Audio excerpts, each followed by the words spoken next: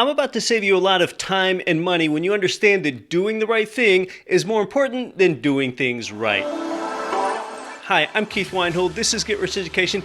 If you're ever potentially interested in real estate investing, maybe you've often wondered, where do you fit in? What's your best and highest use? What would be most profitable? What would be most enjoyable or most interesting to you? There are so many ways that you can get into real estate investing. And when you understand that real estate investing has made more ordinary people wealthy than anything else, you understand why you want to be interested. This book that I just read, called Not Your How-To Guide to Real Estate Investing by Ali Boone, it really beautifully lays out what matters to a real estate investor and what doesn't. Or is investing really the place you want to be? Maybe it's flipping, or it's wholesaling, or it's something else. Some of my favorite parts of the book are on page 44, overcoming this antiquated notion of you as a real estate investor thinking that you should only invest in your own local market. Maybe you live in a place where the numbers make sense in your local market, where you get a high ratio of rent income to purchase price. But most people, the biggest risk they take in real estate investing is investing only in one market, and that's typically their local market. There's more risk there than what you think, because if there's an economic downturn in just one city, well, all of your properties then would float in that economic sea of just that one metro area economy. There are 400 metropolitan statistical areas, MSAs, in the United States.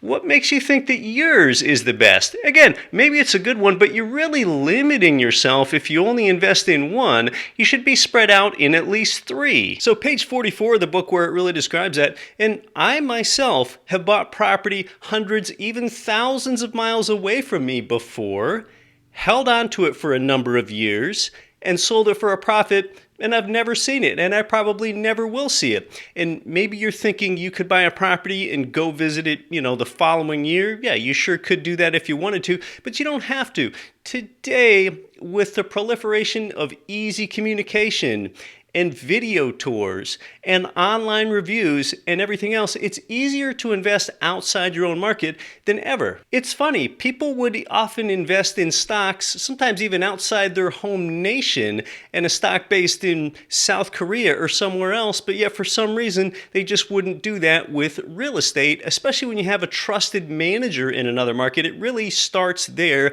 reading reviews about managers online, finding a friend that's had a good experience with another property manager. Your team is even more important than the property. So oftentimes you can get a wider profit margin in a different market. Oftentimes the best markets tend to be in the United States Midwest and South. There certainly are a number of exceptions with that. But when you get a profitable property where the rent income exceeds the monthly expenses by such a wide gap in another market, you can pay for a property manager and still have a substantial profitable gap there. But yet there are some people that invest in their home market, they self-manage, and they have a narrower profit margin. So a lot of people that don't expand their horizons actually have a narrower profit margin in their home market, and they're the ones that have tenants that could text them with problems all the time. So it's really about expanding your horizons. In this book on page 44, it really helps make you comfortable with investing out of market, or maybe even determining that investing out of market is just something that you're never going to be comfortable with. Page 124 of the book really breaks down relinquishing the control freak inside of you. I think we all have a bit of a control freak inside of us. When I first started investing in real estate, I would invest only in my home market. I self-managed, and I put my properties under so much control that when I had a vacancy, while it was vacant, I would do all these little weird things like get down on my hands and knees and color in the baseboard with the marker, because this brown marker was like the same color as the baseboard, trying to get everything to look just right and just perfect for that tenant.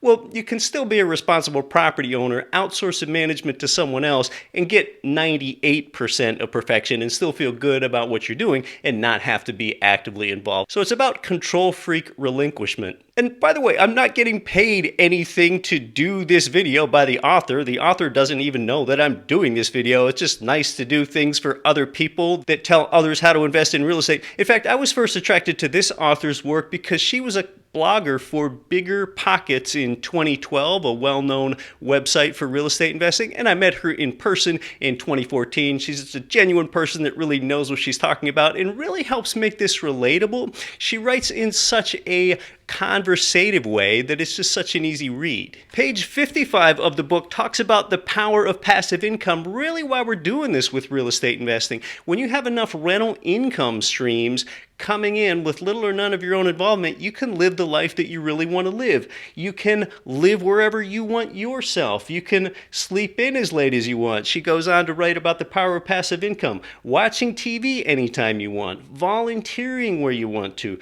trying new hobbies, learning new things, traveling anywhere you want for as long as you want. That's really the power of passive income and really why a lot of people are into real estate investing. That's something your 401k just can't give you. Your 401k isn't designed to produce income until you're between age 59 and a half and 72. You're just deferring your life. Get passive income when you're actually young enough to enjoy it. That's really the appeal of real estate investing. You know, it's funny, when people have problems at work, like your day job, people tend to minimize how big of a deal that was, maybe just because it's expected and it happens all the time. But whenever that investor has problems in their rental property, they just tend to think that is just the hugest deal or the biggest deal or the biggest problem. Well, look, your day job, that might be designed to be 90% active income where you've got to show up and work and only 10% passive income, say during vacations or holidays.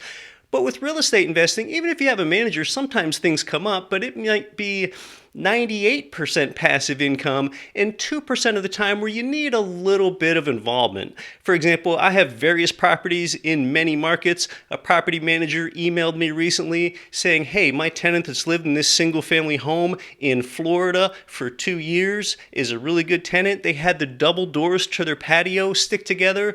The tenant even tried to fix them. They couldn't get them open. The manager wanted to know if I wanted to have someone sent out to fix it. I said, yes, please go ahead and do that. And also, you don't even need to email me for something that minor in the future. So sometimes the problems are really that small, and that's how quickly they go away. So let's not get overstressed about problems that come up on rental property, especially when someone else is handling it for you. Page 142 in the book addresses the question, are guru seminars legit?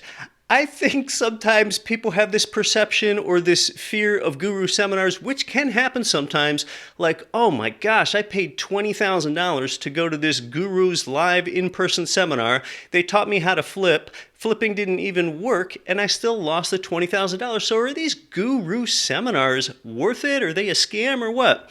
Well, some of them are scams, but I don't think that most of them are. Basically, the seminar only works if you do. The seminar shows you what to do, but you really need to move at the speed of instruction and follow what the seminars ask you to do. But the way a lot of them work, really, and again, here on page 143 of the book, oftentimes you show up to a free webinar or a free live in-person event, and they try to upsell you. They give you some good information, but they try to upsell you to the $495 weekend seminar. And at that, they give you some more good information, but they might try to upsell you to the $5,000 intensive course. And from there, they might try to upsell you to the $20,000 master course, something like that. As long as you know what's coming, you can know what to expect at these guru seminars. They work if you do.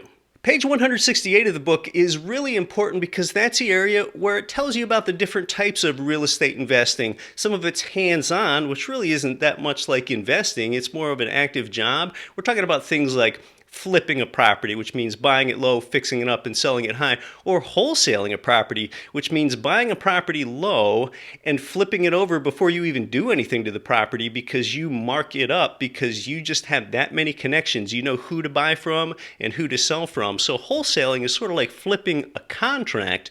Or do you want to get into turnkey real estate investing, which is something that I like to do, buying another person's fix and flip from them after it's all fixed up and holding on to it because I know I'm often paid up to 5 ways when I do that. So it really breaks down the differences, the Burr method of real estate investing. Where do you want to get in all these different ways? It's very much about doing the right thing before you do things right. Maybe you're in the wrong track on real estate investing now and you want to do something more passive or more active. So the book really helps you know where you might fit in the real estate landscape. And really for $15, it is a pretty astonishing value. Again, it's called Not Your How-To Guide to Real Estate Investing. It's got a rather long title, so maybe it's just easiest to go on Amazon and searching the author's name, Ali Boone. I think it's called Not Your How-To Guide to Real Estate Investing because it's really more about the why and the what than it is all the detailed how-tos. Again, doing the right thing is more important